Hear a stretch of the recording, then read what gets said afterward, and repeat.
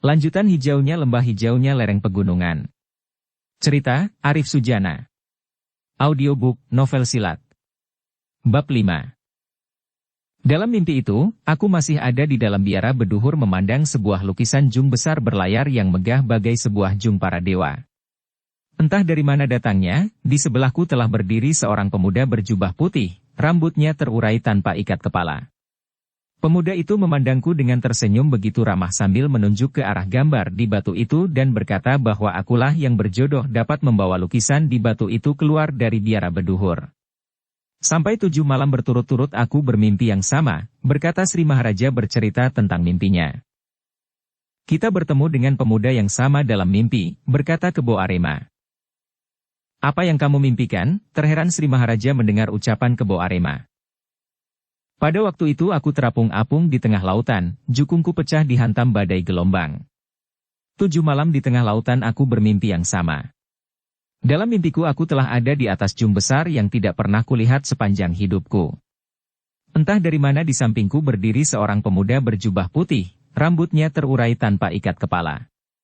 Pemuda itu berkata kepadaku bahwa aku berjodoh membawa dan memiliki jung besar itu, berkata Kebo Arema bercerita tentang mimpinya. Apakah kamu pernah bercerita tentang mimpimu itu kepada orang lain? Bertanya Sri Maharaja. Hamba cuma bercerita kepada kakek hamba. Setelah mendengar cerita mimpi itu, kakek hamba hanya mengatakan bahwa Gunadarma leluhur para suku air telah menyelamatkan hamba, berkata Kebo Arema. Pemuda yang kamu mimpikan bernama Gunadarma, bertanya Sri Maharaja. Apa yang tuanku ketahui mengenai Gunadarma leluhur kami? Bertanya Kebo Arema. Gunadarma adalah murid seorang Brahmana Sakti, konon dialah yang dipercayakan Raja Samaratungga membangun biara di atas bukit beduhur, berkata Sri Maharaja. Aku akan menatah gambar di atas kulit rontal, berkata Kebo Arema sambil mengambil selembar kulit rontal dan menatahnya. Ternyata tatahan Kebo Arema melukiskan sebuah jung besar. Lukisan inikah yang terpahat di biara beduhur? Bertanya Kebo Arema. Benar, kamu dapat melukisnya begitu indah, berkata Sri Maharaja memuji tata Kebo Arema di atas kulit rontal. Hamba tidak pernah berkunjung ke biara beduhur, lukisan ini adalah jung besar yang ada dalam mimpi hamba. Ternyata kita telah berjodoh, sebagaimana Raja Samaratungga dan Gunadarma membangun mimpi mereka membangun biara besar di atas bukit beduhur. Maksud tuanku, kita bersama membangun jung para dewa itu, bertanya Kebo Arema. Benar, kita bukan hanya membangun jung besar itu, tapi kita akan membangun kerajaan air bersama, berkata Sri Maharaja dengan penuh semangat, telah dapat membatang tafsir mimpinya.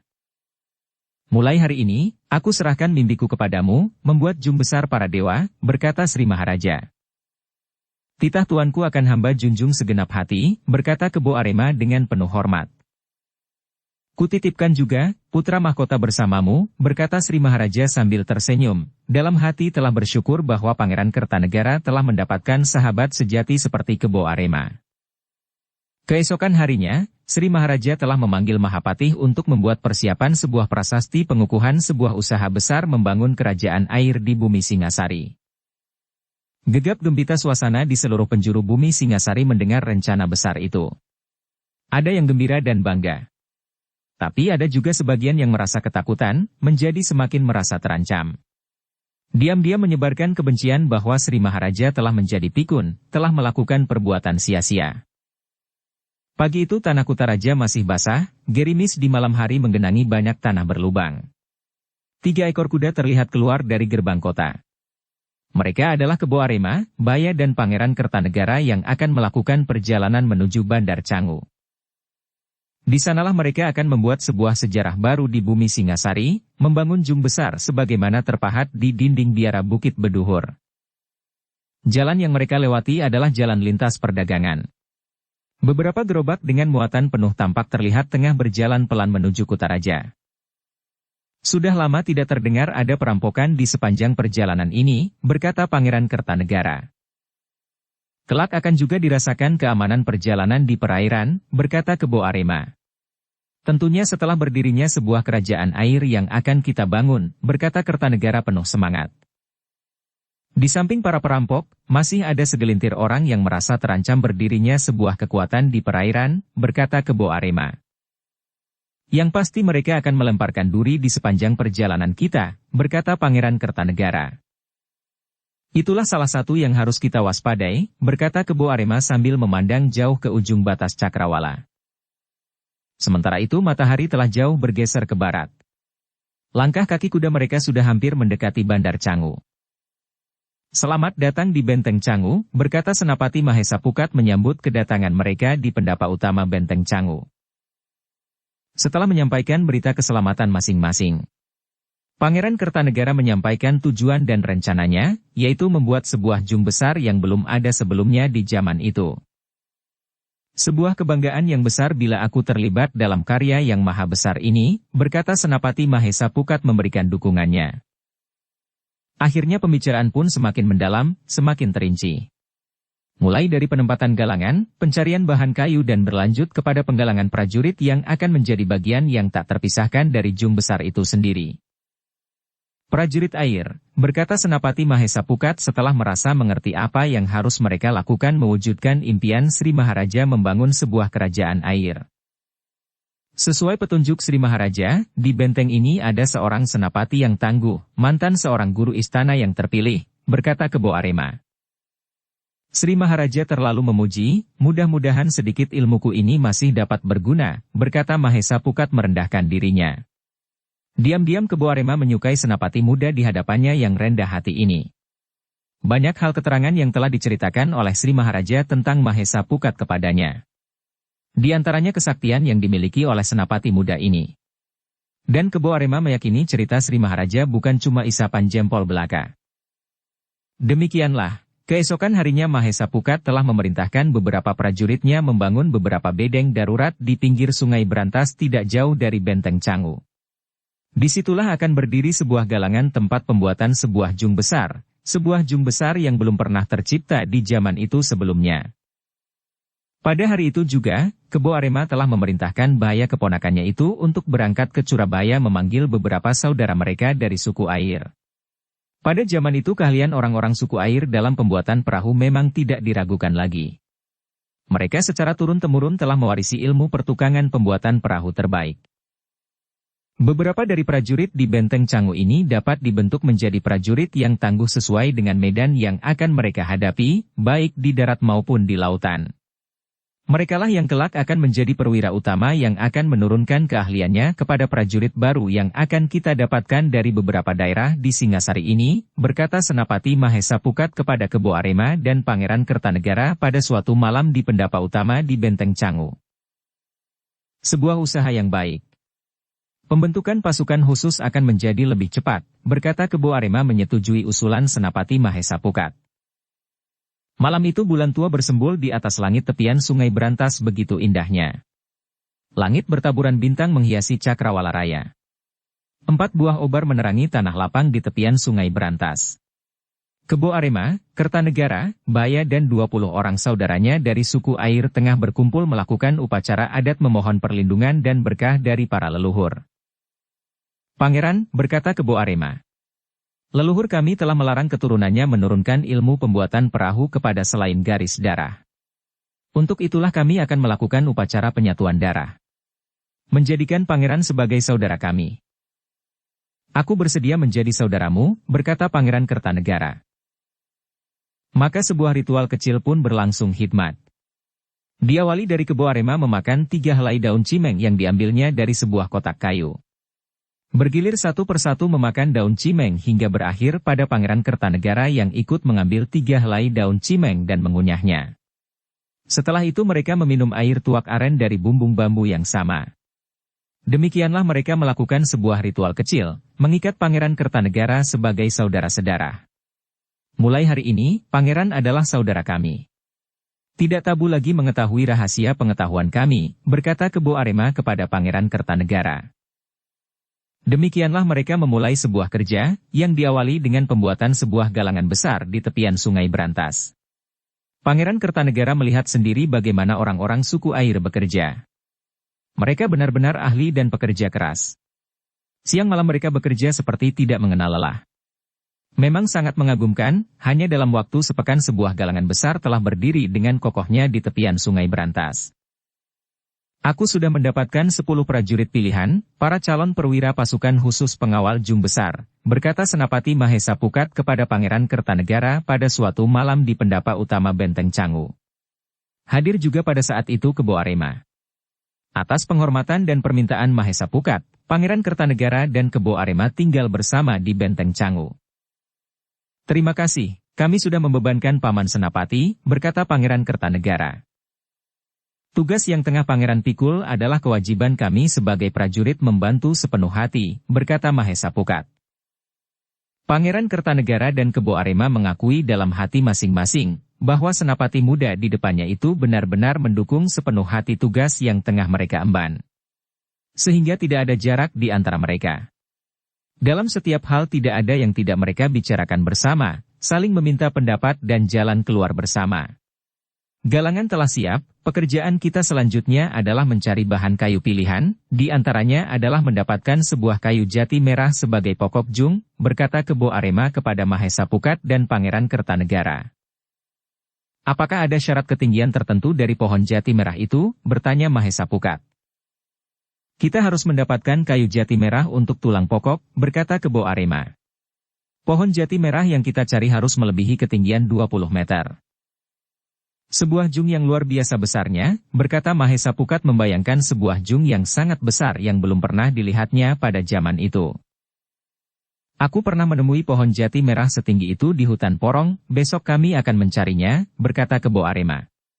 Sementara untuk bahan kayu lainnya, seperti kayu benuang dan ulin tidak begitu sulit, kita masih dapat mencarinya di hutan terdekat, tidak perlu persyaratan ketinggian tertentu sebagaimana pohon jati merah. Pagi itu 2 buah jukung meluncur di atas sungai Berantas. Mereka adalah Kertanegara, Kebo Arema, Baya serta 5 orang suku air saudara mereka. Ketika sampai di pertigaan sungai Porong, mereka langsung berbelok arah dan tertelan jauh masuk ke pedalaman sungai hutan Porong. Mereka tidak menyadari, beberapa pasang mata tengah mengikuti perjalanan mereka. Berhenti, berkata Kebo Arema ketika mengingat sebuah tempat di mana pernah melihat banyak pohon jati merah tumbuh. Mereka pun menepi, setelah menyembunyikan 2 buah jukung jauh dari tepian sungai, mereka melanjutkan perjalanan dengan berjalan kaki. Hutan Porong sepertinya menelan mereka yang masuk ke dalam hutan semakin ke dalam sebuah hutan lebat yang jarang sekali didatangi orang. Di samping masih banyak binatang buas yang berkeliaran, konon hutan Porong adalah hutan kerajaan para dedemit. Jarang sekali orang yang berani masuk ke hutan ini bila saja tidak ada keperluan yang mendesak. Akhirnya setelah lama mencari, masuk lebih dalam lagi di kelebatan hutan Porong, mereka pun menemukan apa yang mereka inginkan. Sebuah pohon jati merah dengan ketinggian lebih dari yang mereka duga sebelumnya. Bukan hanya tinggi 20 meter, bahkan lebih dari 40 meter dengan lebar batang 2 kali pelukan orang dewasa. Dengan pohon jati merah setinggi ini, tidak ada sambungan untuk tulang pokok jung kita, berkata Kebo Arema gembira sekali menemukan sebuah pohon jati merah yang diharapkan. Tanpa diperintah, Baya langsung memanjat pohon jati merah itu. Begitu lincah Baya memanjat naik dari satu cabang ke cabang lainnya sampai ke ujung puncak cabang yang paling tinggi. Sebagaimana naiknya, Baya menuruni pohon jati merah itu juga lebih cepat lagi dibandingkan ketika memanjat. 43 meter, berkata Baya kepada Kebo Arema dengan gembiranya. Kita persiapkan jalan, berkata Kebo Arema kepada 5 orang saudaranya yang langsung tahu apa yang harus mereka lakukan, yaitu membuka hutan agar batang kayu jati merah dapat mudah ditarik mendekati tepian sungai. Ketika mereka bekerja membuka jalan, penciuman Kertanegara yang tajam mencium bau aneh. Asap beracun, berkata Kertanegara mengingatkan semuanya untuk berhati-hati. Tapi peringatan Kertanegara telah terlambat. Seorang suku air yang ada di tempat paling ujung telah menghisap asap beracun. Nafasnya seketika menjadi sesak, langsung roboh lemas di tempat. Sementara yang lain masih sempat menutup rapat penciuman mereka sambil menjauhi arah angin. Kertanegara langsung menerapkan ilmunya, sebuah angin deras meluncur ke segenap penjuru, membersihkan asap beracun. Dengan cepat pula mata Kebo Arema menemukan arah sumber asap, tubuh Kebo Arema seperti anak panah langsung meluncur ke arah sumber asap beracun. Ternyata dugaan Kebo Arema tidak meleset. Ada sebuah tabunan api ditemukan masih menyala. Dengan cepat menutup tabunan api itu dengan tanah basah. Bara api itu pun seketika padam. Mata Kebo Arema mencoba menyusuri semak dan kepekatan hutan. Mereka datang dari arah sungai, berkata Kebo Arema kepada dirinya sendiri mencoba menerka siapa dan dari mana orang yang menyebarkan racun itu datang. Maka Kebo Arema langsung berlari ke arah tepi sungai.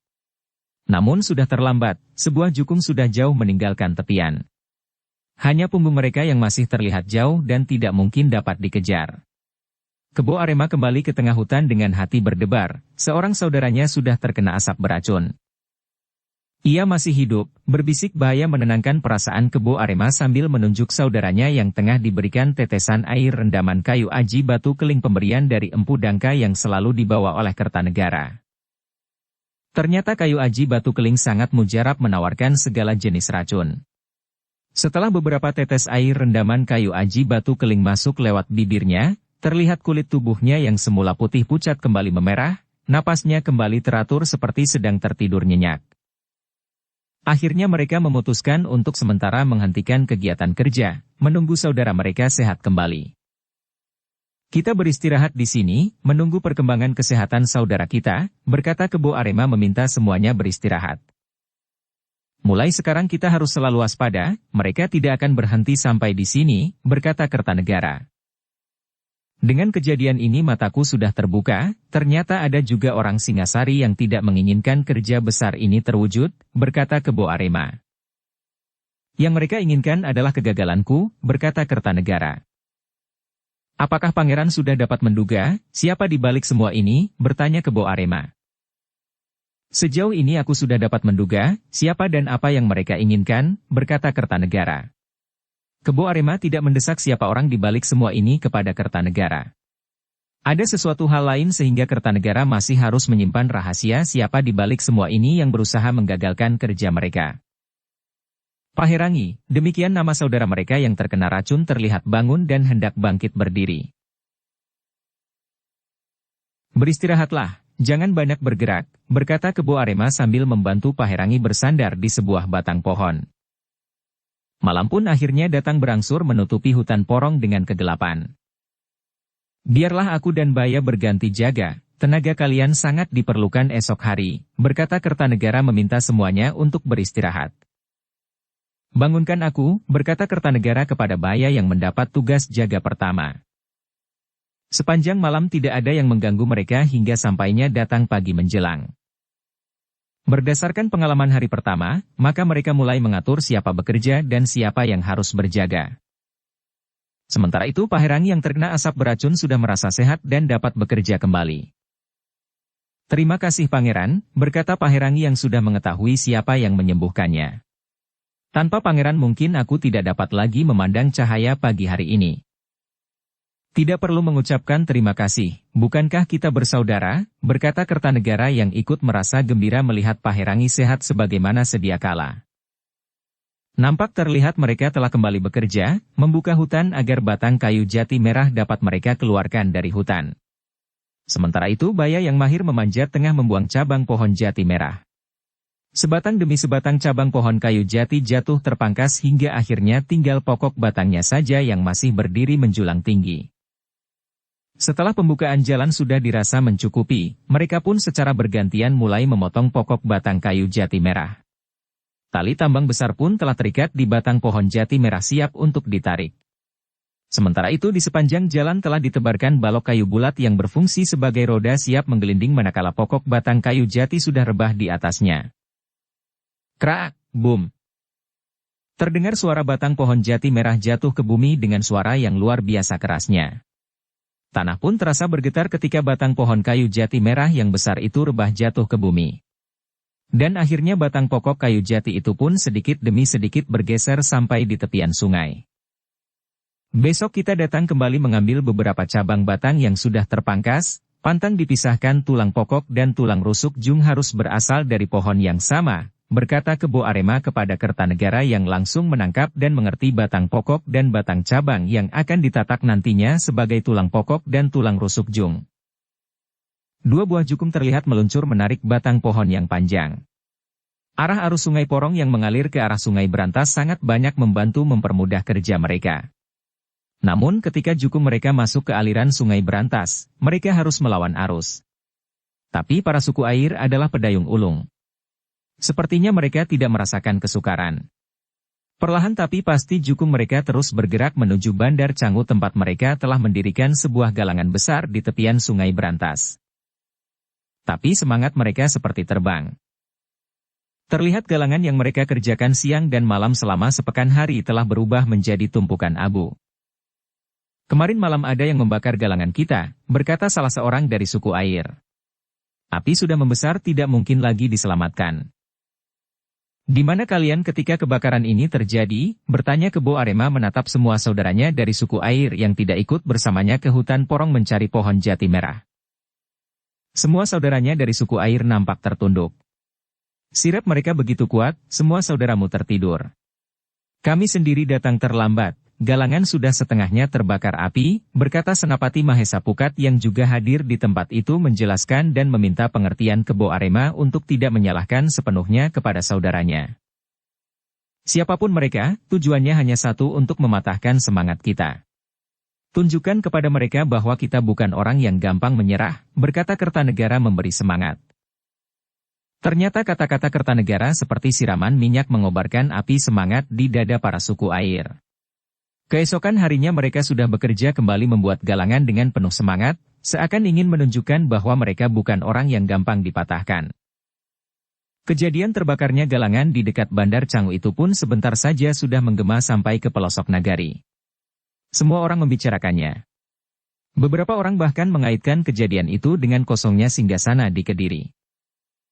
Ada yang ingin menjatuhkan nama Pangeran Kertanegara, berkata seorang saudagar di sebuah kedai. Ternyata semua sudah diperhitungkan dengan masak oleh Pangeran Kertanegara. Jauh sebelum pembuatan galangan, Pangeran Kertanegara sudah menduga akan ada usaha yang menginginkan kegagalannya. Itulah sebabnya galangan pembuatan Jung sengaja berada tidak jauh dari Bandar Canggu. Disitulah pusat berita. Dan nama Pangeran Kertanegara telah menjadi pusat berita, usaha pembakaran galangan menyuburkan rasa simpatik dari banyak orang. Siapapun yang lewat di tepian Berantas itu pasti akan melambaikan tangannya, sepertinya ingin mengatakan agar terus bekerja dan jangan mundur. Dan orang-orang suku air sepertinya ikut merasa tersanjung, merasa bangga bekerja bersama pahlawannya, sang putra mahkota. Gila, berkata seorang yang beralis tebal di sebuah kedai di Bandar Canggu sambil menggebrak meja. 3 orang kawannya nampak terdiam penuh rasa gentar menghadapi seorang di depannya yang nampaknya seperti pimpinan mereka. Sementara di kedai itu sedang sepi pengunjung, cuma ada mereka berempat saja. Pemilik kedai saat itu tidak terlihat, mungkin sedang sibuk di dapur belakang. Dukung channel Novel Silat dengan subscribe, follow, like, komen dan share. Usaha kita berbalik arah, usaha kita bahkan telah menjual namanya melambung tinggi, kembali orang itu berkata yang ditanggapi oleh ketiga kawannya dengan menundukkan kepalanya lebih dalam lagi. Salah seorang dari mereka terlihat lebih berani dibandingkan kedua kawannya mengangkat kepalanya. Harusnya kita tidak cuma membakar, tapi menghabisi mereka semua di saat sirep kita bekerja. Bagus, berkata pemimpin mereka sepertinya mendapatkan rencana baru. Seekor elang terus berputar di padang perburuannya. Sekali-kali mengepakkan sayapnya yang panjang. Matanya yang tajam terus mengawasi, menanti saat yang tepat dan cepat untuk menukik menyambar mangsanya yang lengah. Suara pekik elang jantan kadang menggetarkan dada. Gema terbakarnya sebuah galangan di tepian Sungai Berantas juga telah terdengar jauh sampai ke padepokan Bajraseta.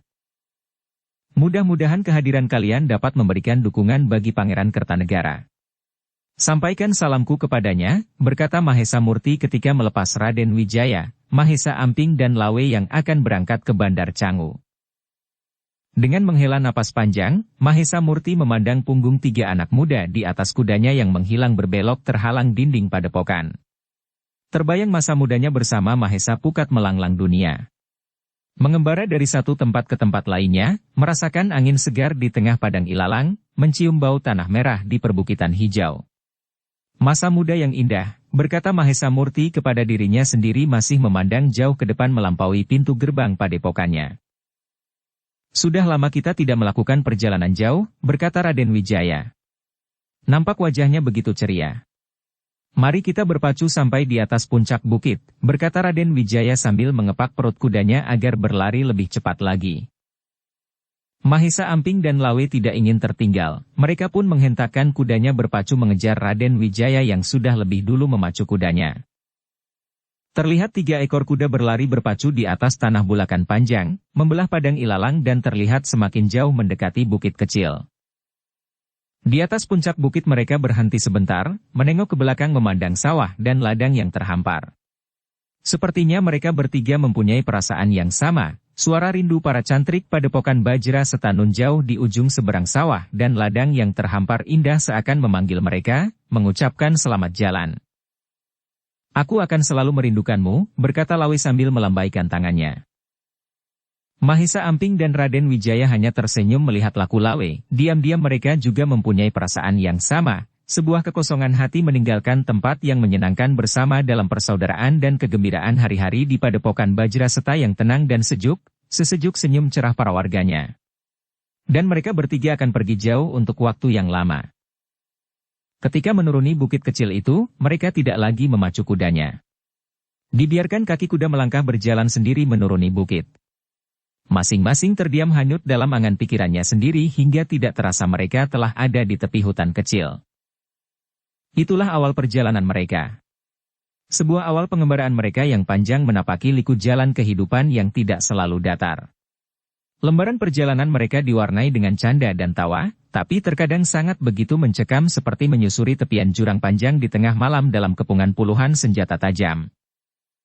Senja itu mereka tengah menyusuri jalan di sebuah padukuhan, tengah mencari sebuah banjar desa untuk bermalam. Tiba-tiba saja puluhan orang datang dari depan dan belakang membawa berbagai macam senjata. Berhenti, berkata seorang yang bertubuh tegap berkumis tebal dengan senjata golok besar telanjang di tangannya. Mahesa Amping, Raden Wijaya dan Lawe segera turun dari kudanya. Beginikah sikap kalian menerima setiap orang asing yang datang di kampungmu, berkata Lawe yang merasa tidak menyukai sikap orang-orang dusun yang mengepung dan mengancamnya. Jangan banyak bicara, menyerahlah, berkata kembali orang itu dengan suara keras. Apa kesalahan kami, bertanya Lawe tidak kalah keras suaranya sepertinya tidak sabaran. Jangan berpura-pura, kalian pasti ingin kembali mencuri sapi kami, berkata orang itu. Darba, jaga sikapmu, tiba-tiba muncul menyeruak dari kerumunan banyak orang, seorang lelaki sudah berumur namun tubuhnya masih begitu tegap dan berotot. Ki Jagabaya, mereka adalah pencuri, berkata orang yang berkumis tebal yang dipanggil Darba oleh Ki Jagabaya yang baru saja datang menghampiri mereka. Sudah kubilang, jaga sikapmu, berkata Ki Jagabaya kepada Darba yang sepertinya tidak menerima sikap Ki Jagabaya. Maafkan kami anak muda, kemarin malam di padukuhan ini telah kecurian 3 ekor sapi. Wajarlah bila semua orang di sini menjadi curiga kepada orang asing, berkata Ki Jagabaya menjelaskan kepada Lawe, Raden Wijaya dan Mahesa Amping dengan sikap yang santun. Kami hanya pengembara, rencananya kami ingin menumpang bermalam di Banjar Desa. Namun dengan kejadian ini, biarlah kami bermalam di tempat lain, berkata Mahesa Amping. Jangan biarkan mereka lepas, mereka harus dihukum, berkata Darba sambil mengangkat golok besarnya. Benar, mereka harus dihukum, berkata 2 orang yang berdekatan dengan Darba. Sementara beberapa orang padukuhan sepertinya merasa segan dengan Ki Jagabaya, mereka hanya berdiri menunggu dalam keraguan. Tiba-tiba saja muncul 3 orang pemuda mendekati Ki Jagabaya. Orang asing ini bukan pencurinya, sejak kemarin kami sudah tahu siapa pencurinya, berkata salah seorang pemuda yang mendekati Ki Jagabaya. Kamu tahu siapa pencurinya? Bertanya Ki Jagabaya kepada pemuda itu. Maafkan aku, waktu itu aku takut ayah akan berhadapan dengan orang itu, berkata pemuda itu. Apakah saat ini kamu masih takut menyebut nama pencuri itu? Berkata Ki Jagabaya. Rasa takutku telah hilang, melebihi rasa takut bila ayah salah menghukum orang asing ini, berkata pemuda itu. Katakan siapa pencuri itu, berkata Ki Jagabaya tidak sabaran. Darba dan 2 temannya itu, berkata pemuda itu sambil menunjuk Darba dan 2 orang yang ada di dekatnya. Semua mata memandang Darba dan 2 orang temannya. Anak setan, jangan bicara sembarangan, berkata Darba dengan marahnya. Wajahnya berubah semakin beringas. Kemarin malam kami mengikutimu sampai ke ujung hutan, di sanalah kalian menyimpan sapi-sapi itu, berkata pemuda itu. Anak setan, kurobek mulutmu, berkata Darba sambil melangkah mengacungkan golok besarnya. Aku yakin anakku tidak berbohong, sudah lama aku mencurigai kalian bertiga, berkata Ki Jagabaya sambil menghadang langkah Darba. Rupanya anakmu masih berotak, takut ayahnya yang sudah tua tidak akan mampu menghadapi kami bertiga, berkata Darba langsung menyerang Ki Jagabaya. Ternyata Ki Jagabaya meski sudah berumur masih mampu bergerak lincah. Dengan bergeser ke samping menghindar tusukan golok besar Darba, Ki Jagabaya langsung menyerang balik dengan sebuah sabetan tombak pendek bermata dua yang merupakan senjata andalannya. Maka terjadilah pertempuran yang seru antara Darba dan Ki Jagabaya. Semua mata memandang penuh rasa khawatir, apakah Ki Jagabaya yang sudah tua akan dapat menandingi Darba yang bertubuh tegap yang terlihat begitu ganas dan keras melakukan serangannya. Mahesa Amping yang mengikuti pembicaraan pemuda yang ternyata putra Ki Jagabaya memberi tanda kepada Lawe untuk bersiap menjaga segala kemungkinan dua orang kawan Darba berbuat kecurangan. Ternyata dugaan Mahesa Amping terbukti, dua orang kawan Darba telah bersiap maju mendekati pertempuran. Mahesa Amping dan Lawe maju menghadang mereka. Kurang enak dipandang, orang tua dikeroyok 3 orang sekaligus, berkata Mahesa Amping kepada salah seorang yang berkulit hitam pekat. Sedari tadi aku sudah tidak sabar untuk mencincangmu, berkata orang yang berkulit hitam pekat itu sambil mengayunkan pedang besarnya ke arah kepala Mahesa Amping yang langsung mengelak dengan gerakan seenaknya. Bukan main marah dan penasarannya orang itu melihat ayunan pedangnya lolos tipis dari sasarannya. Ternyata Mahesa Amping tidak langsung menunjukkan tataran ilmunya, berpura-pura mengelak dengan gerakan seadanya. Semakin geram dan penasaran orang itu untuk menyelesaikan pertempurannya. Sementara itu Lawe sudah berhadapan dengan seorang lagi teman Darba yang berwajah menyeramkan, ada bekas luka codet di sepanjang garis pipinya. Tidak seperti Mahesa Amping, Lawe tidak sabaran menghadapi lawannya yang berwajah seram itu. Ketika sebuah bacokan mengarah dari atas kepalanya.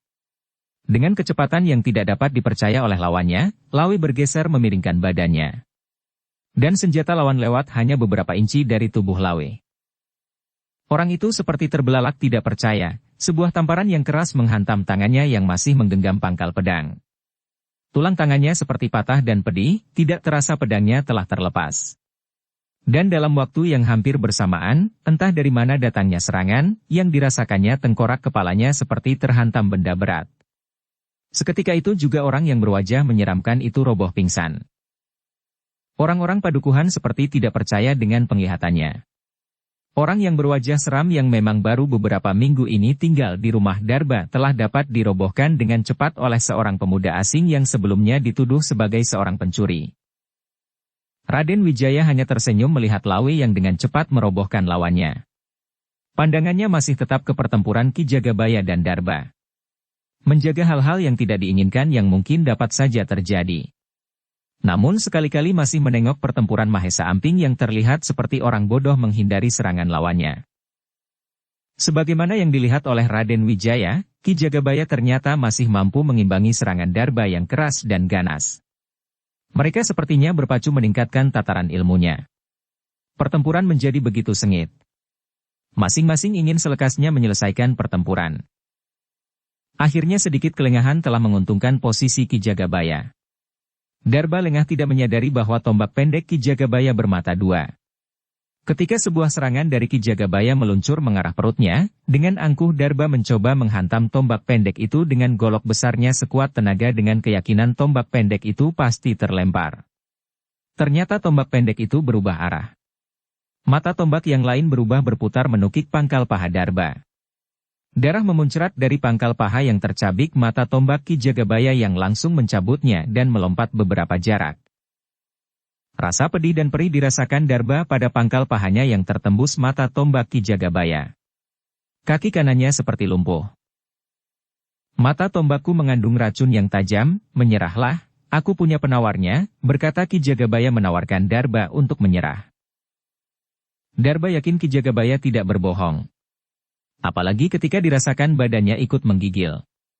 Aku menyerah, berkata Darba sambil melemparkan golok besarnya. Sementara itu, Mahesa Amping juga melihat akhir pertempuran Ki Jagabaya dan Darba. Maka ada pikiran untuk menyelesaikan pertempurannya yang lebih tepat disebut permainan. Karena Mahesa Amping selama itu hanya melompat dan berlari menghindari setiap serangan dengan gerakan seperti orang bodoh yang membuat lawannya bertambah penasaran. Mahesa Amping memang sudah jemu bermain.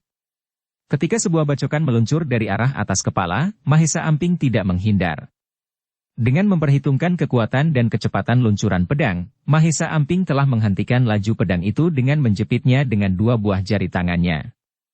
Dengan tersenyum Mahesa Amping memandang lawannya yang berusaha menarik sekuat tenaga pedangnya agar terlepas dari jepitan Mahesa Amping yang begitu kuat.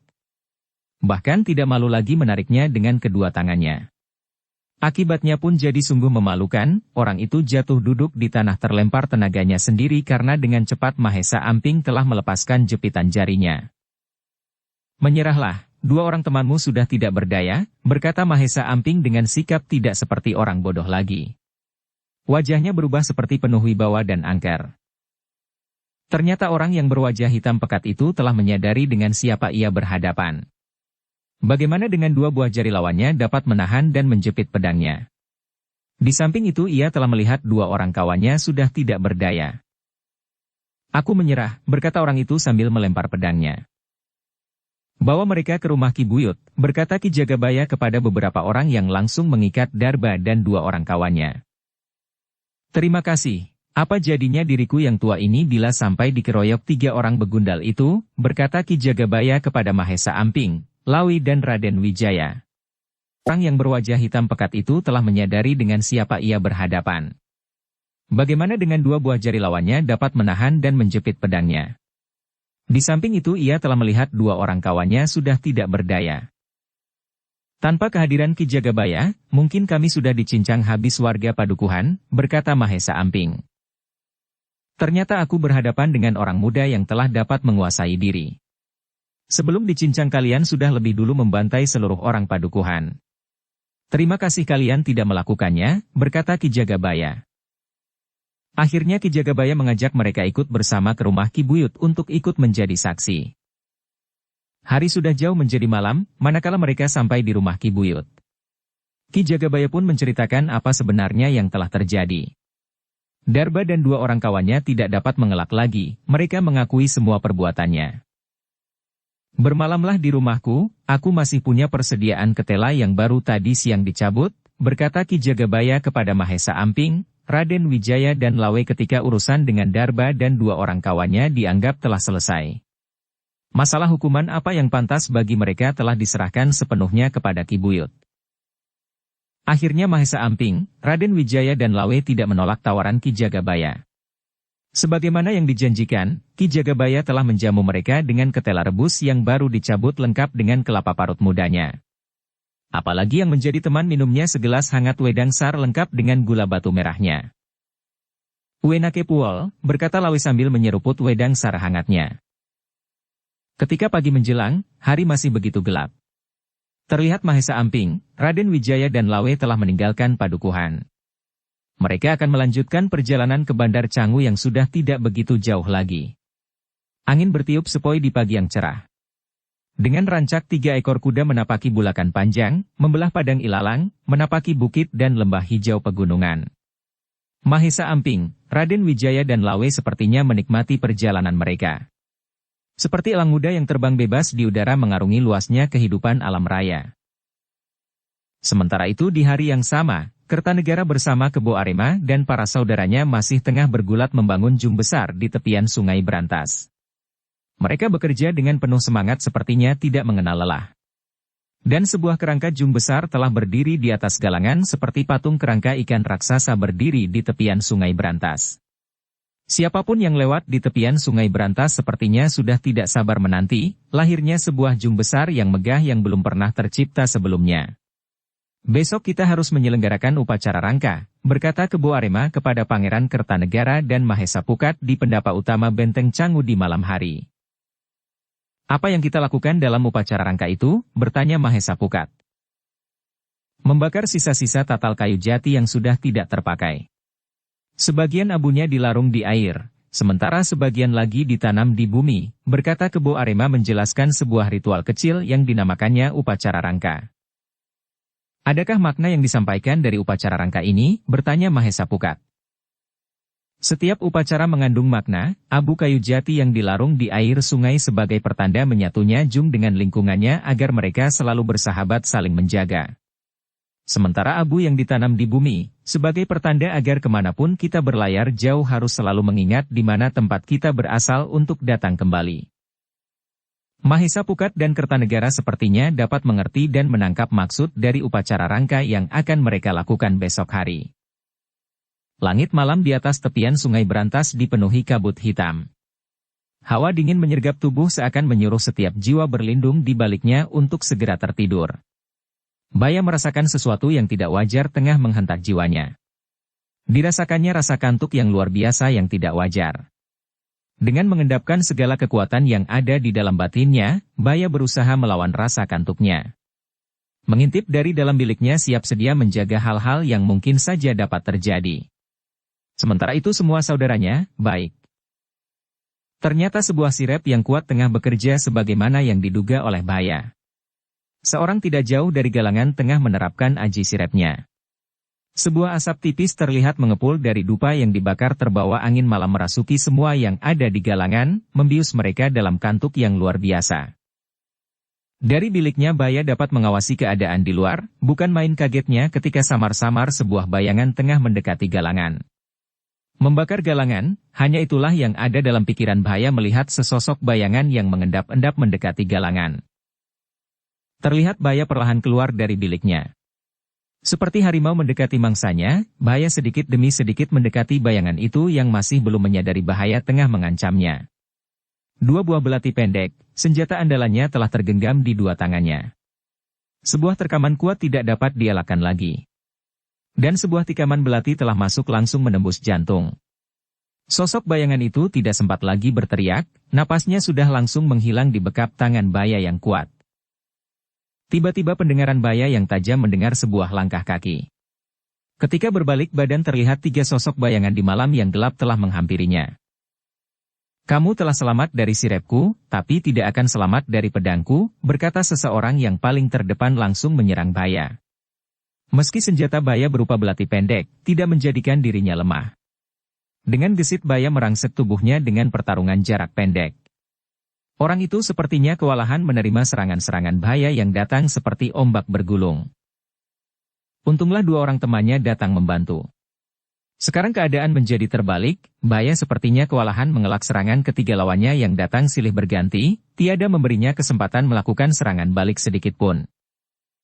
Peluh sudah membasahi seluruh tubuh Baya, tenaganya sedikit demi sedikit terus menyusut. Gerakan tubuhnya semakin lama menjadi tidak segesit ketika tenaganya yang berada di puncaknya. Hingga pada sebuah serangan, Baya kurang cepat menghindar, sebuah sabetan pedang berhasil menggores pundaknya. Darah segar keluar dari garis lukanya, terasa begitu pedih ketika bercampur peluh. Kamu akan segera mati, berkata seorang yang beralis tebal sambil mengayunkan pedangnya. Kembali Baya mengelak, namun sebuah serangan telah datang menyusul dari tempat yang lain. Begitulah serangan terus meluncur seperti ombak yang tidak pernah habis menggulung Baya yang masih terus mengelak dan menghindar. Hingga pada sebuah serangan ganda, dua buah pedang tengah mengancamnya dari dua arah yang berbeda. Satu pedang mengancam batang lehernya. Sementara satu pedang lainnya tengah meluncur mengayun menuju arah perutnya. Keringat dingin mengucur dari tubuh Baya, tetapi matanya masih tetap tatak menghadapi serangan ganda yang berbahaya itu. Terang! Sebuah senjata belati pendek mirip milik Baya menangkis serangan pedang yang tengah meluncur ke arah leher Baya. Sekejap orang yang beralis tebal itu memegangi tangannya yang terasa panas dan pedih, untungnya masih mampu mempertahankan pedangnya. Bukan main geramnya ketika hampir saja dapat menembus pertahanan Baya yang sudah semakin lemah, ada yang datang membantunya, menahan serangannya. Siapa kamu berkata orang yang beralis tebal itu kepada orang yang membenturkan senjatanya. Bersamaan dengan tertahannya pedang yang mengarah ke leher Baya. Pada saat yang sama juga dialami oleh orang yang akan menyerang ke arah perut Baya.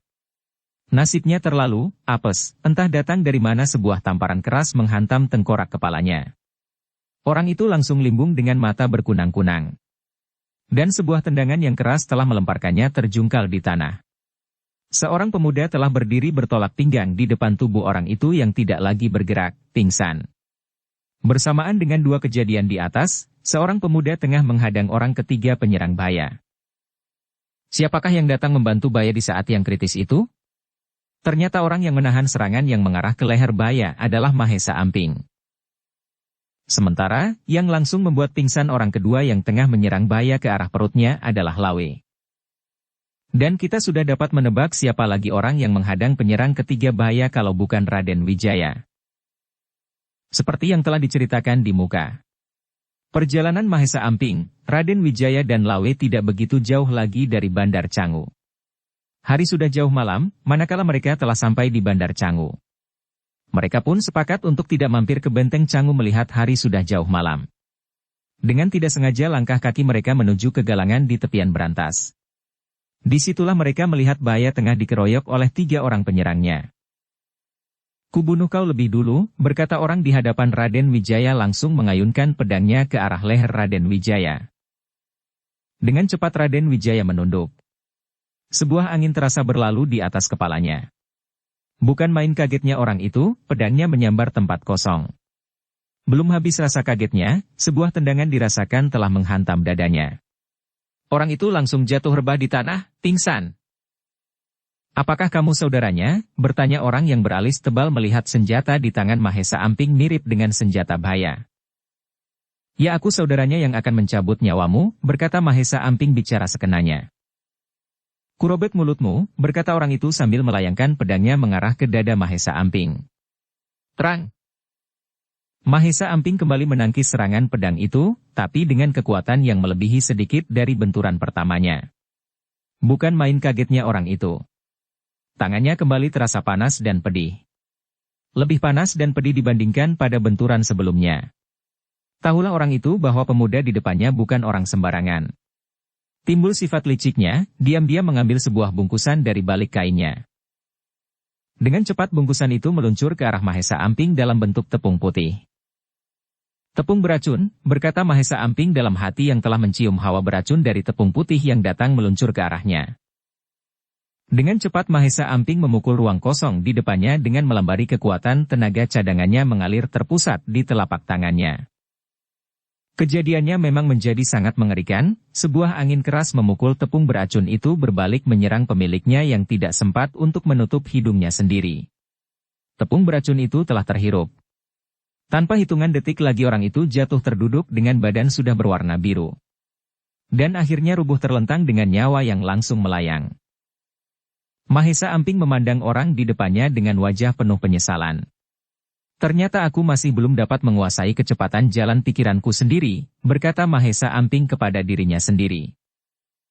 "Terima kasih, kalian datang tepat di saat nyawaku di ujung tanduk," berkata Baya kepada Mahesa Amping, Raden Wijaya dan Lawe.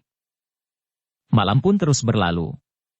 Cahaya oncor yang mulai redup di pojok barak ditambahkan minyaknya dan ditambahkan jumlahnya. Suasana di galangan itu menjadi terang benderang. Beberapa orang suku air sudah dibangunkan dari tidurnya. Salah seorang di antaranya diminta untuk melapor ke Benteng Canggu.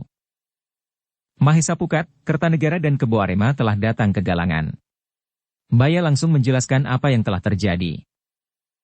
"Kalian datang di saat yang tepat," berkata Mahesa Pukat kepada Mahesa Amping, Raden Wijaya dan Lawe. "Awalnya kami sungkan mengetuk pintu benteng di saat hari sudah menjelang malam, akhirnya langkah kaki kami mengarah ke galangan ini," berkata Mahesa Amping. "Benteng Canggu selalu terbuka untuk kalian, lain kali tidak perlu sungkan lagi," berkata Mahesa Pukat mengajak Mahesa Amping, Raden Wijaya dan Lawe beristirahat di Benteng Canggu. Sisa malam memang sudah tinggal sedikit lagi, beberapa orang di galangan sudah tidak merasa mengantuk lagi. 2 orang dari suku air terlihat tengah menyingkirkan mayat orang yang terkena racunnya sendiri. Sementara beberapa orang lagi tengah mengikat 2 orang tawanan. Pagi itu begitu cerah, langit putih bersih disinari hangatnya matahari. 3 ekor angsa terlihat berenang di tepian sungai berantas masuk ke kolong galangan. Sepasang kadal hijau saling berkejaran di atas rumput yang masih basah. Di seberang sungai puluhan burung emprit pengembara turun memenuhi tanah berair dangkal. Tidak jauh dari galangan terlihat beberapa orang suku air telah selesai melaksanakan pemakaman 2 jenazah. Mereka melaksanakan pemakaman dengan sebaik-baiknya sebagaimana layaknya, meski yang dikuburkan adalah orang yang hendak mencelakai diri mereka. Setelah proses pemakaman sudah selesai, maka sesuai dengan rencana hari itu akan dilaksanakan sebuah upacara guyur rangka, Sebuah upacara yang bertujuan sebagai rasa syukur bahwa Rangka Jung telah selesai didirikan. Dimulai dengan pembacaan mantra suci yang ditujukan untuk memohon keselamatan dari Gusti Sing Mahakarsa. Dilanjutkan dengan pembakaran tatak sisa kayu jati merah. Abu dari kayu jati merah itu sebagian dilarung ke sungai, sementara sisanya ditanam di bumi. Upacara berakhir dengan saling menyiram di atas Rangka Jung. Orang-orang dari suku air semua saling menyiram. Mahisa Amping, Lawe dan Raden Wijaya yang baru melihat sebuah upacara guyur rangka dilaksanakan menjadi terhibur. Mereka sepertinya melihat sekumpulan anak-anak kecil tengah bermain air. Selesai upacara guyur rangka, yang dinantikan pun tiba, apalagi kalau bukan sebuah perjamuan besar. Semua sepertinya menikmati perjamuan itu hingga tak terasa matahari telah turun bergeser di barat cakrawala. Malam itu, seperti biasa di pendapa Benteng Canggu pembicaraan berkisar tentang beberapa hal penting mengenai pelaksanaan Jung, di samping juga laporan dari Senapati Mahesa Pukat tentang kemajuan latihan para calon perwira pasukan khususnya. Namun ketika pembicaraan bergeser sekitar pengakuan dari dua orang tawanan yang berkaitan dengan seorang bangsawan di Tanah Gelang-Gelang, semua mata tertuju kepada Pangeran Kertanegara, karena sepertinya ujung permasalahan bersumber dari sebuah keinginan menjatuhkan nama Pangeran Kertanegara. Sudah saatnya kita memberi sedikit cubitan, sekedar peringatan bahwa kita bisa melakukan lebih besar lagi, berkata Pangeran Kertanegara sepertinya mengerti bahwa semua mengharapkan sebuah tanggapan darinya. Ya, sekedar cubitan peringatan kepada seorang saudara, berkata Senapati Mahesa Pukat membenarkan sikap Pangeran Kertanegara. Kalau untuk memberikan sekedar cubitan, tentunya tidak perlu sepasukan prajurit. Kami bertiga dapat melakukannya, berkata Raden Wijaya sambil melirik kepada Mahesa Amping dan Lawe. Aku setuju, kita mengirim 3 bocah begundal tengik berbuat ulah di Tanah Gelang-Gelang, berkata Kebo Arema sambil memberi gambaran apa yang harus dilakukan oleh Raden Wijaya, Mahesa Amping dan Lawe di Tanah Gelang-Gelang. Demikianlah, keesokan harinya Raden Wijaya, Mahesa Amping dan Lawe belum berangkat ke Tanah Gelang-Gelang. Pagi itu mereka masih melihat kesibukan para calon perwira pasukan khusus berlatih sebagai pasukan air yang mumpuni. Raden Wijaya, Mahesa Amping dan Lawe hari itu juga melihat kesibukan para suku air menyiapkan beberapa papan kayu ulin untuk bahan pelapis Rangka Jung yang sudah berdiri. Kayu ulin adalah sebuah jenis kayu yang kuat dan tahan air. Semakin terendam lama di air akan menjadi semakin keras. Barulah keesokan harinya Raden Wijaya, Mahesa Amping dan Lawe telah bersiap-siap meninggalkan Benteng Canggu. Pagi itu matahari sudah menerangi Benteng Canggu dengan cahayanya yang hangat. 3 ekor kuda terlihat keluar dari gerbang pintu Benteng Canggu. Mereka adalah Raden Wijaya, Mahesa Amping dan Lawe yang akan melaksanakan tugasnya ke Tanah Gelang-Gelang. Awan putih terlihat menghiasi langit biru. 3 elang belia terbang melayang-layang mengitari padang ilalang dan pergi melesat tinggi jauh menghilang di balik bukit. Ternyata Kutaraja sudah menjadi semakin ramai, berkata Raden Wijaya ketika mereka sampai di Kutaraja. Sejak berguru di Padepokan Bajraseta, baru kali ini melihat kembali Kutaraja yang sudah menjadi kian ramai. Iring-iringan gerobak berlalu lalang di jalan membawa berbagai macam barang. Ternyata anakku sudah menjadi pemuda yang gagah, berkata Ratu Anggabaya menerima mereka di istana dengan perasaan gembira melihat cucunya Raden Wijaya.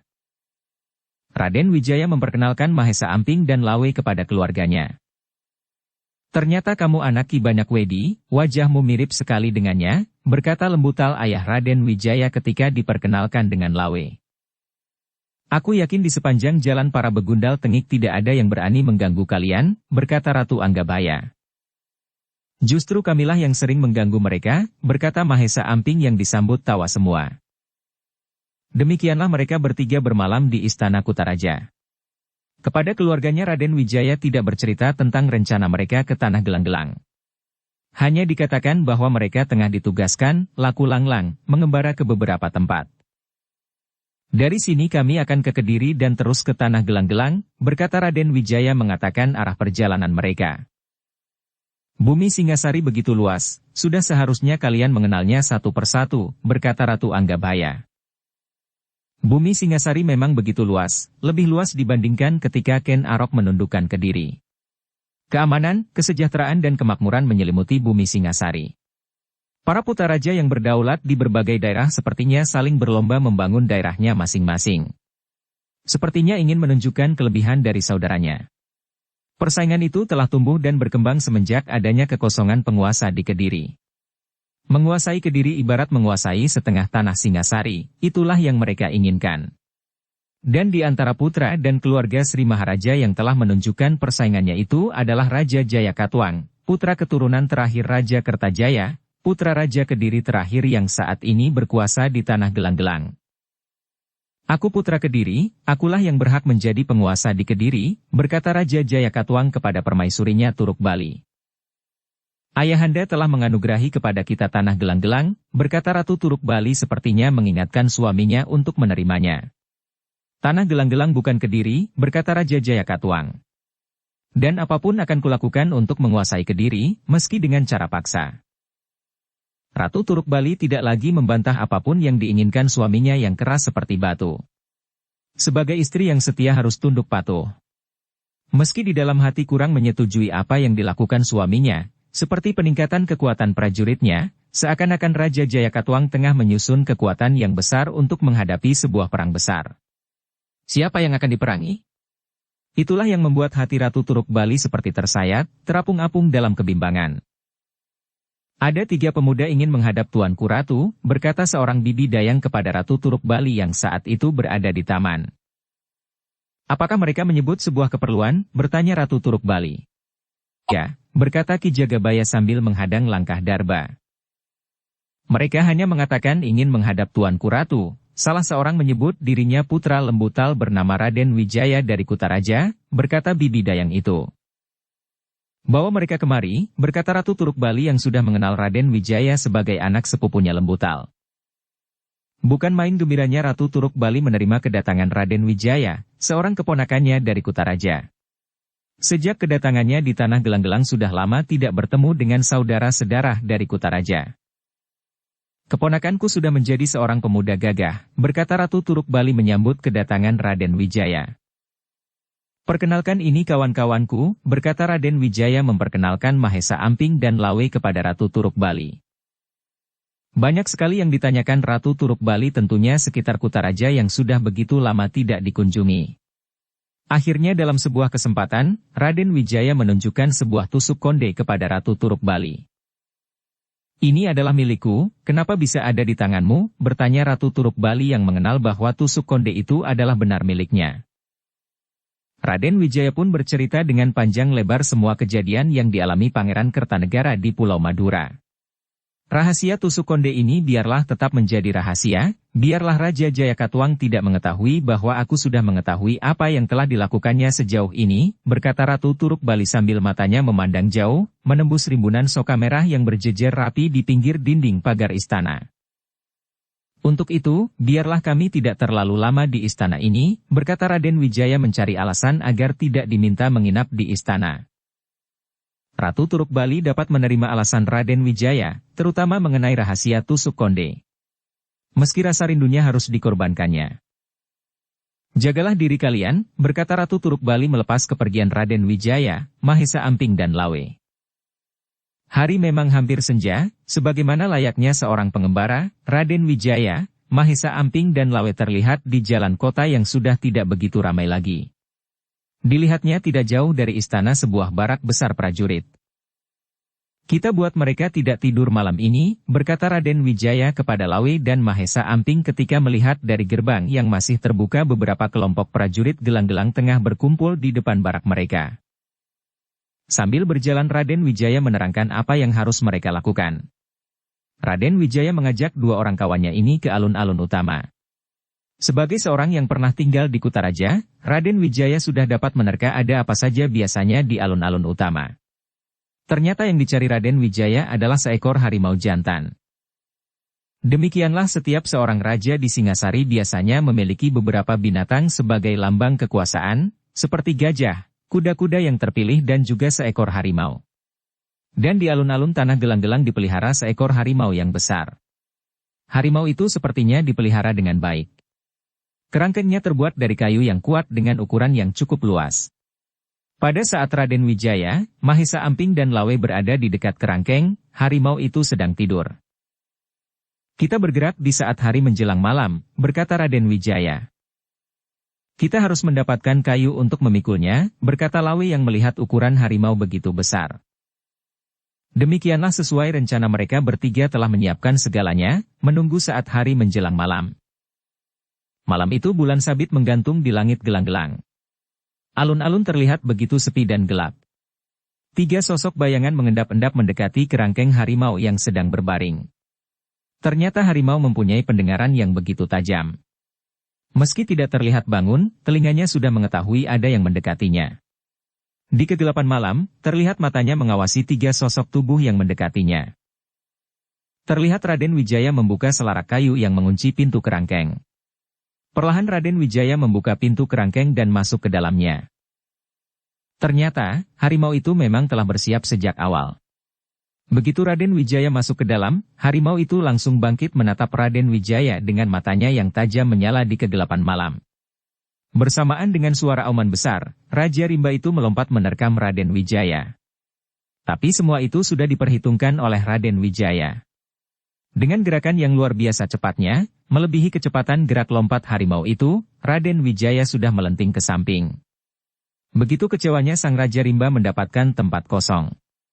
Baru saja harimau itu menjejakkan kakinya, Raden Wijaya sudah melenting hinggap di punggung harimau itu. Dan sebuah pukulan yang kuat telah menghantam tengkuk urat simpul sang Raja Hutan.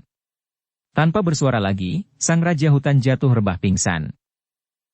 Mahesa Amping dan Lawe menarik napas panjang, meskipun sudah mengetahui bahwa Raden Wijaya pasti dapat mengatasi harimau besar itu, tapi masih saja ada perasaan tegang melihat begitu garangnya harimau di dalam kerangkeng itu. Bulan sabit masih menggantung di atas langit, hanya beberapa bintang menemani langit malam. Sesosok bayangan melompati dinding pagar barak langsung mengendap-endap menuju gardu ronda. Seorang peronda yang nampak terkantuk-kantuk menjadi terkejut ketika telah berdiri di hadapannya seorang pemuda yang tersenyum kepadanya. Belum lagi prajurit itu berkata apapun, dirasakan ulu hatinya telah terbentur pukulan keras. Ternyata pemuda itu telah memukulnya dengan kecepatan yang luar biasa. Terlihat prajurit itu roboh pingsan. Dan pemuda di hadapannya yang tidak lain adalah Raden Wijaya nampak berlari ke arah pintu gerbang untuk membukanya. Ketika pintu gerbang barak prajurit terbuka, dari luar masuk 2 orang dengan memikul sebatang kayu panjang. Yang dipikul tidak lain adalah seekor harimau besar yang masih pingsan. Dengan cekatan ikatan kaki harimau itu pun dilepaskan. Dan mereka pun dengan cepat keluar dari pintu gerbang dengan menguncinya dari luar dengan sebuah pikulan yang mereka bawa. Yang pertama kali sadar ternyata harimau itu, dengan sebuah raungan besar kucing hutan itu mengeluarkan kegusarannya. Suaranya terdengar begitu keras menggema memenuhi barak-barak prajurit yang baru saja naik dari pembaringannya. Gemparlah suasana di barak prajurit itu, ratusan prajurit telah keluar dengan berbagai senjata. Ada yang keluar dengan membawa pedang, ada juga yang membawa tombak. Di hadapan mereka berdiri seekor harimau besar yang sedang gusar. 10 orang prajurit yang nampaknya sudah terbiasa menghadapi harimau garang terlihat maju ke depan dengan tombak di tangan. Tanpa isyarat apapun, bersamaan mereka melemparkan tombak ke arah harimau.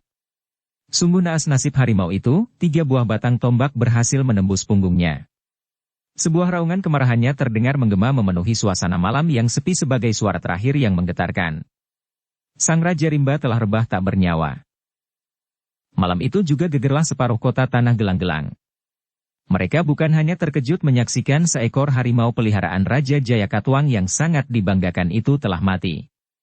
Tapi yang sangat mereka herankan lagi adalah sebuah kain yang melintang di punggung harimau yang sudah mati itu bertuliskan sebuah kalimat pendek, bingkisan kecil dari sang putra mahkota. Pagi itu, berita tentang kematian harimau peliharaan Raja Jayakatwang sudah sampai juga di Taman Keputrenan. Kertanegara tidak pernah berubah, berkata Ratu Turuk Bali kepada dirinya sendiri. Sebagai seorang adik, Ratu Turuk Bali paham sekali tentang sikap dan watak kakaknya Kertanegara yang tidak ingin dikalahkan dalam hal apapun. Mungkin akibat dari sikap setiap orang di kelilingnya yang selalu mengagungkan dirinya sebagai seorang putra mahkota sejak kecil. Aku berharap Kertanegara tidak berbuat lebih besar lagi, berkata Ratu Turuk Bali di taman seorang diri. Wajahnya begitu suram, sepertinya begitu penuh kekhawatiran memandang masa depan penuh pertentangan di antara 2 orang yang sama-sama dicintai, saudaranya dan suaminya. Sementara itu orang Raja Jayakatwang tengah menerima seorang kepercayaannya yang datang menghadap. "Kenapa baru hari ini kamu katakan ada 3 orang pemuda asing datang menghadap Ratu Turuk Bali?" berkata Raja Jayakatwang dengan marahnya.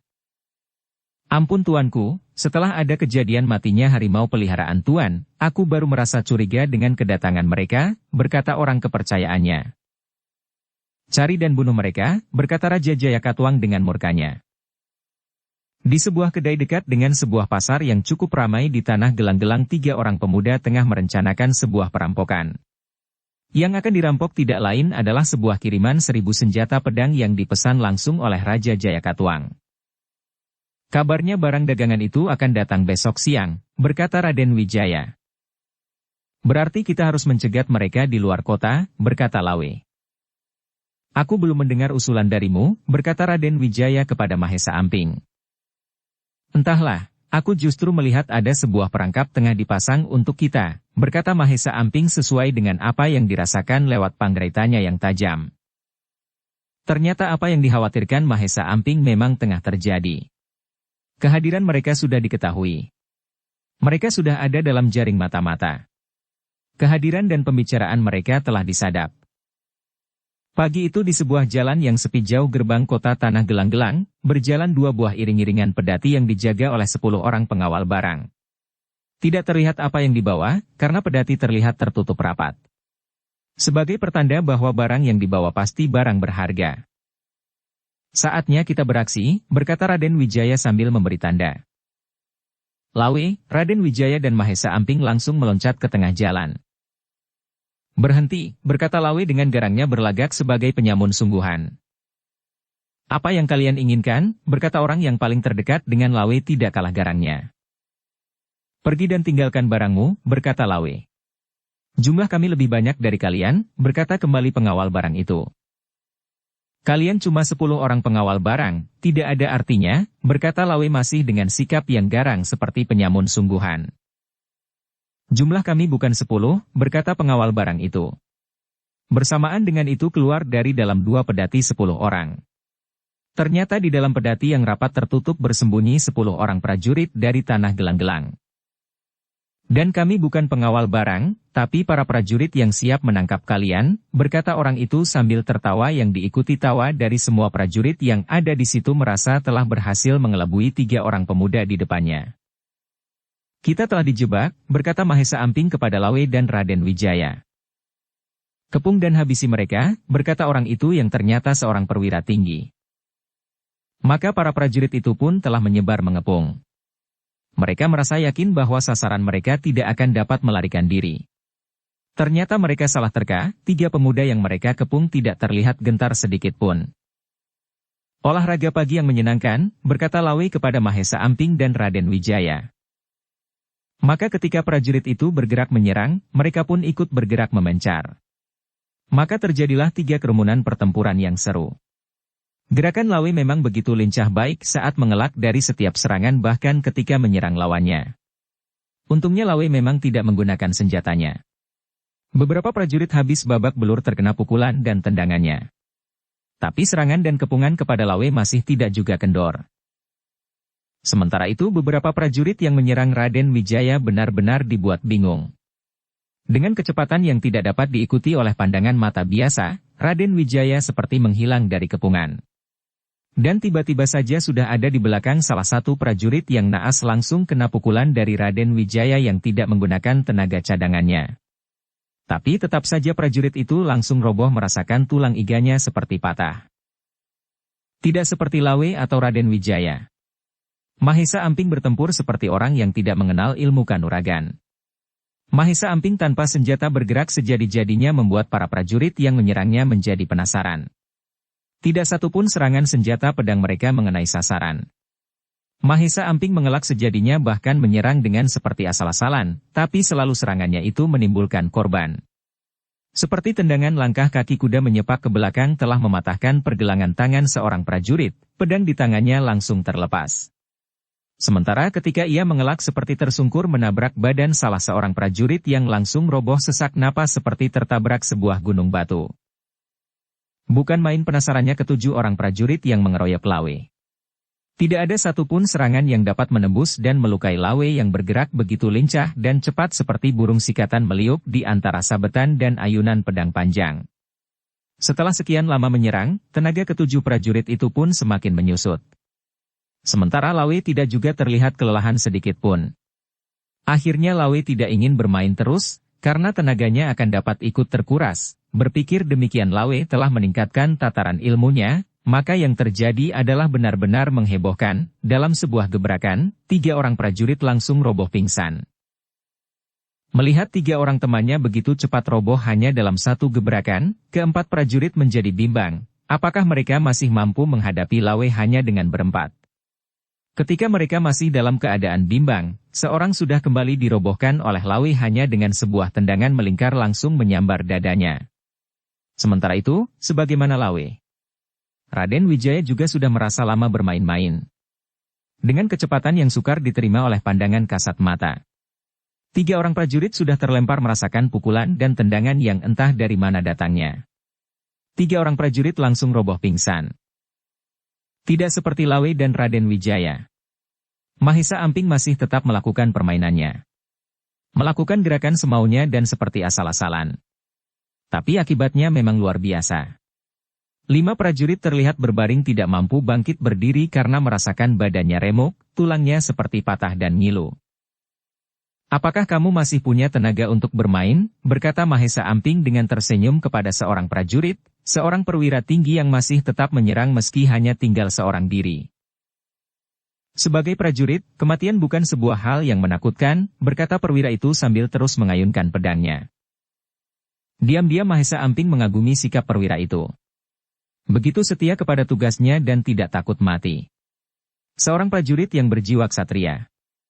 Itulah sebabnya Mahesa Amping tidak begitu bernafsu untuk merobohkannya apalagi melukainya. Mahesa Amping tengah berpikir untuk menaklukkannya dengan cara yang lain. Dalam sebuah kesempatan, Mahesa Amping melompat beberapa langkah menjauh. Kisanak. Lihatlah batu besar itu, berkata Mahesa Amping menunjuk ke sebuah batu sebesar kerbau tidak jauh dari mereka berdua berdiri. Ketika perwira itu melihat ke arah batu yang ditunjuk oleh Mahesa Amping, maka dengan sebuah sorotan pandangan mata, tidak dengan kekuatan penuh, hanya 1/5 dari kekuatannya, batu itu telah pecah berkeping-keping. Perwira itu menatap Mahesa Amping seperti tidak percaya. Aku dapat membunuh pasukan segelar papan hanya dengan sekali sapuan pandangan mata. Menyerahlah, berkata Mahesa Amping dengan suara yang berwibawa serta sorot mata yang tajam menakutkan. Bergetar rasa jantung perwira itu menatap mata Mahesa Amping. Dalam hati berpikir bahwa ternyata pemuda di hadapannya adalah seorang yang berilmu tinggi. Tapi tidak menggunakan ilmunya yang sebenarnya. Yakinlah bahwa pemuda di hadapannya orang yang berhati bersih dan telah berusaha lunak menghadapi para prajurit yang berusaha menangkapnya, bahkan membunuhnya sesuai perintah Raja Jayakatwang. Terima kasih atas kebaikanmu anak muda, aku menyerah, berkata perwira itu sambil menjatuhkan pedangnya. Suruh semua kawanmu menyerah, berkata Mahesa Amping dengan suara yang masih penuh wibawa karena sedikit dilambari tenaga cadangan yang langsung menggetarkan dada perwira itu.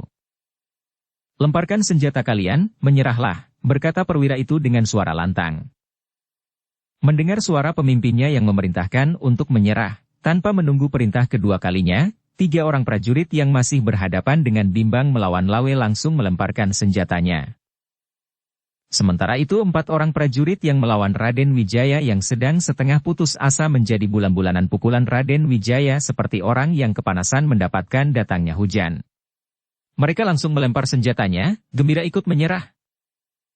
Katakan pada rajamu, ini cuma sekedar peringatan atas peristiwa di Pulau Madura dan pembakaran galangan di Bandar Canggu.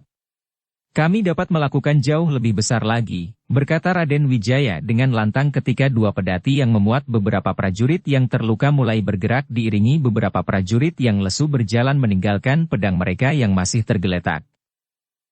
Jalan di tengah hutan yang jauh dari gerbang kota itu kembali seperti sunyi.